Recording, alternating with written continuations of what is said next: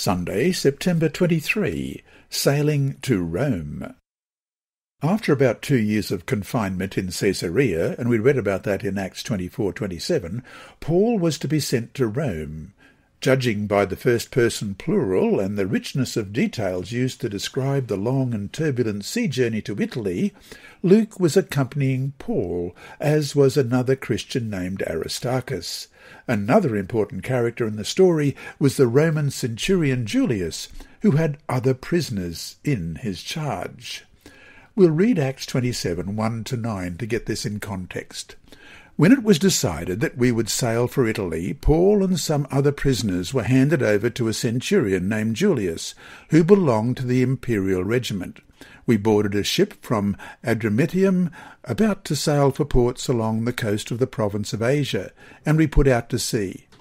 Aristarchus, a Macedonian from Thessalonica, was with us.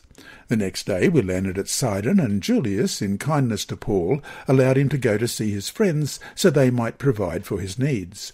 From there we put out to sea again and passed to the lee of Cyprus because the winds were against us.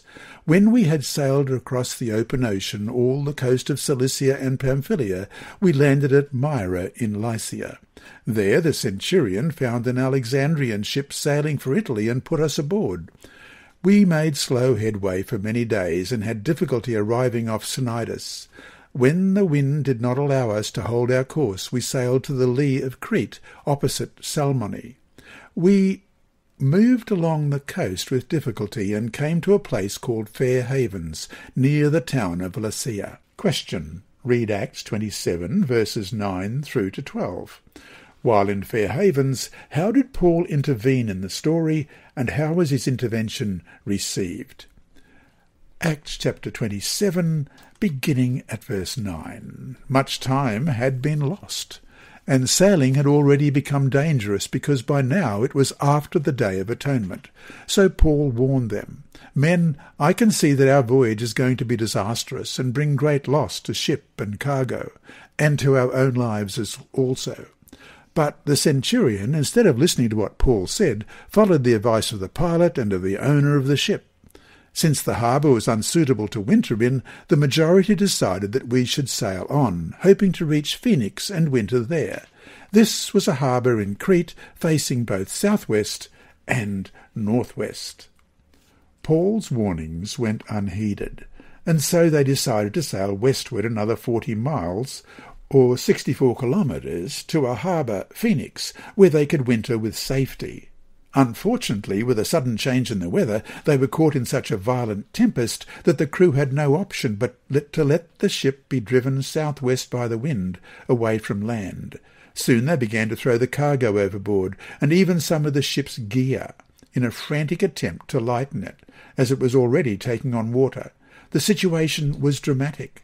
After several days of scant daylight, poor visibility, heavy rain, and raging winds, without knowing where they were and in complete exhaustion, they, as it says in verse 20, finally gave up all hope of being saved. Question. Read Acts 27, verses 21 to 26.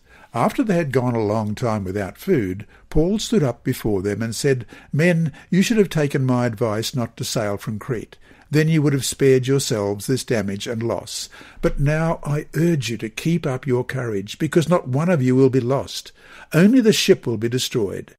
Last night an angel of God, to whom I belong and whom I serve, stood beside me and said, 'Do not be afraid, Paul. You must stand trial before Caesar, and God has graciously given you the lives of all who sail with you. So keep up your courage, men, for I have faith in God that it will happen just as he told me. Nevertheless, we must run aground on some island.'" In prophetic words, Paul told the crew a message he had just received from God. There was no reason to despair or lose hope. There would still be danger and loss, but all of them would survive. And so to finish the day, why would such a faithful and dedicated servant of the Lord like Paul have to suffer through so much? What lessons can we learn from his experiences?